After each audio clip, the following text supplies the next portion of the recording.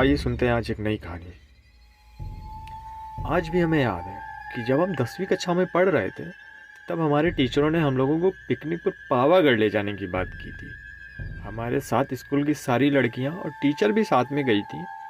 करीब 3 बसें थी, जिसमें हम लोग सबसे पीछे वाली बस में बैठे थे। उसमें हम लोग हंसते गाते मज़े करते हुए पिकनिक पर जा रहे थे।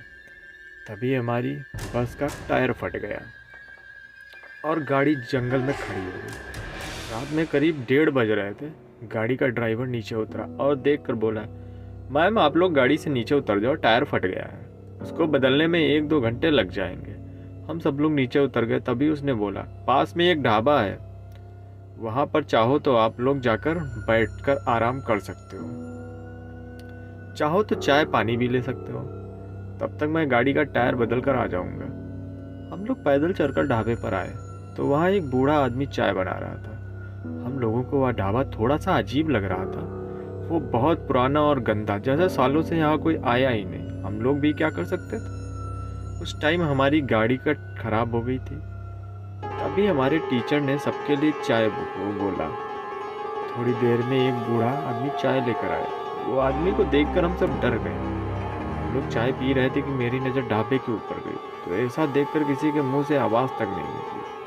मैंने देखा कि जैसे कोई सफ़ेद साड़ी पहनकर, बाल खोलकर, लाल कलर की लाली लगाकर कोई लड़की जोर जोर से हंस रही थी। मैंने डर के मारे एक आँख नीचे कर ली और नीचे देखने लगी। अब हम लोगों के पास बहुत सी अजीब आवाज़ें आने लगी थी।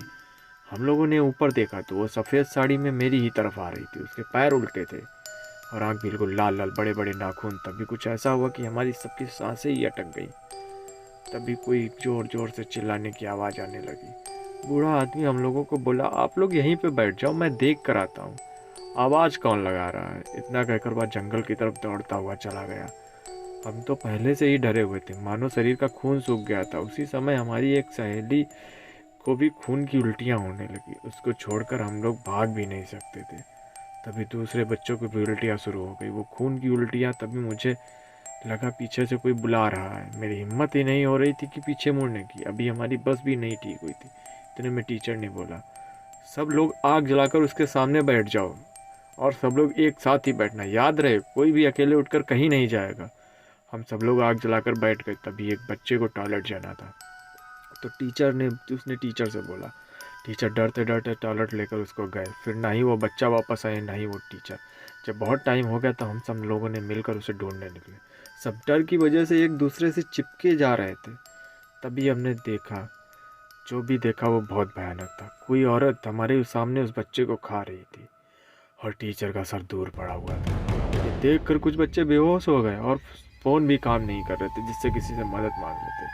हम लोगों के दिमाग को मानो किसी ने हथौड़े से पीट कर बंद कर दिया हो और समझ ही नहीं आ रहा था क्या करें। इसे देखते देखते करीब 2 बज गए। हम सब अपनी जगह वापस आकर आग के पास बैठ गए थे। जो बच्चे बेहोश हुए थे उनको भी हम सब उठा कर लाए थे। देखते ही देखते 5 बच्चे और भी गायब हो गए थे। हम समझ ही नहीं पाए कि क्या हो रहा है। अब हम कभी वापस भी नहीं जा पाएंगे। अब एक एक करके सारे बच्चे गायब हो रहे थे, जबकि हम लोग आग के पास बैठे थे। हमारे टीचर ने बताया था कि आग के पास भूत कभी नहीं आते, लेकिन उसने सबको मार दिया था, सिर्फ हम और हमारा दोस्त और एक मैडम। तभी वह बूढ़ा आदमी जंगल से आया और बोलने लगा, यहाँ पे जो आवाज़ आप लोगों ने सुनी वह भूल जाना, वरना आप लोग पूरी ज़िंदगी रोते रहोगे। उसके आने से सब आवाज़ें बंद हो गई। तभी हम लोगों ने उससे हिम्मत करके पूछा क्या था। तो उसने बताया कि यहाँ 5 साल पहले एक लड़की अपने दोस्त के साथ घूमने जा रहे थे। तभी कुछ गुंडों ने उनका पीछा किया और सारे दोस्तों को मार दिया।